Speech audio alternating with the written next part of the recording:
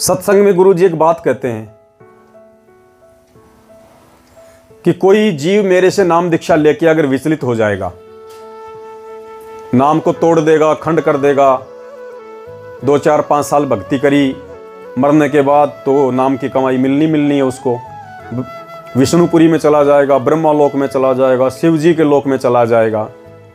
तो एक वाणी में क्या कहा था परमात्मा ने, अगर वहां जाने के बाद भी अगर इस आत्मा के अंदर अगर भक्ति की चाह होगी और ये अगर ये पछताएगा कि हे परमात्मा मैं तो गलत जगह आ गया, मुझे निकालो यहां से, तो वाणी के माध्यम से क्या कहा परमात्मा ने, इन कुछ ऐसी वाणी है परमात्मा की, विष्णु लोक चाहे ब्रह्मापुरी में होय, हमरे गुण भूले नहीं तो आण छुटाऊं तोय।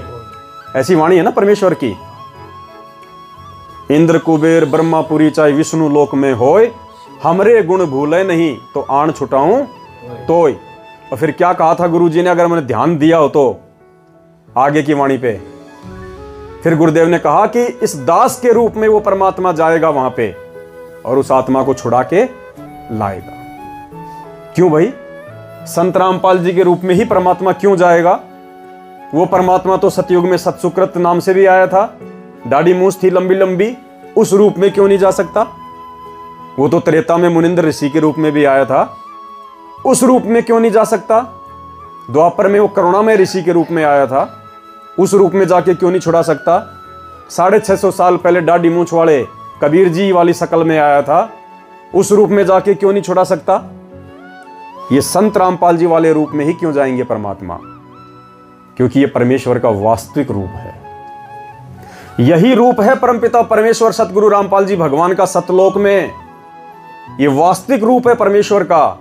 इसीलिए परमात्मा कहते हैं साधु दर्शन राम का मुख पे बसे सुहाग, और दर्शन उन्हीं को होते हैं जिनके पूर्ण भाग।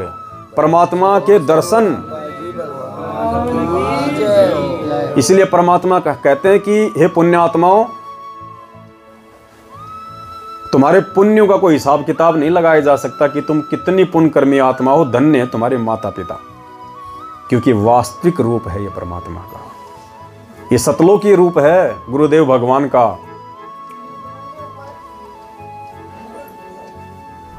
तो जैसे मैं रात को सोकर सोने के लिए गया, तो बिस्तर पे जैसे मैं लेटा, थोड़ी देर बाद में स्वयं कबीर साहब आए लेने के लिए। तो मैंने देखा स्पष्ट रूप से, तो मैंने कहा ये कौन है? तो मैंने उनसे पूछा कि आप कौन है? कि अच्छा बेटा बताओ मैं कौन लग रहा हूँ आपको? मैंने कहा आप कोई भगवान ही लग रहे हैं। अरे मैं भगवान ही तो हूँ।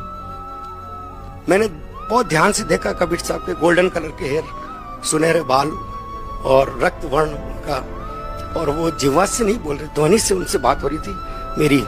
तो मैंने उनसे थोड़ा प्रश्न पूछना चाहा। मैंने कहा उन्होंने मेरे को टोपी उतार के मेरे को बताया कि मेरे को ये 2 गुप्त मंत्र हैं, तत् और सत मेरे को दे दो। तो मैंने कहा परमात्मा, ये अगर आप परमात्मा है तो ये मेरे पास नहीं है कि मेरे पास है, आप ऐसा करो बरवाला आ जाना। तो मैंने कहा बरवाला में तो रामपाल जी रहते हैं। तो उन्होंने मेरे को बताया कि मैं ही रामपाल हूँ और आप वहां पर आ जाओ। कहा ठीक है। जाते जाते उन्होंने मेरे से कहा कि देर मत करना, बहुत तेजी से समय निकल रहा है बेटा, तुरंत चले आओ।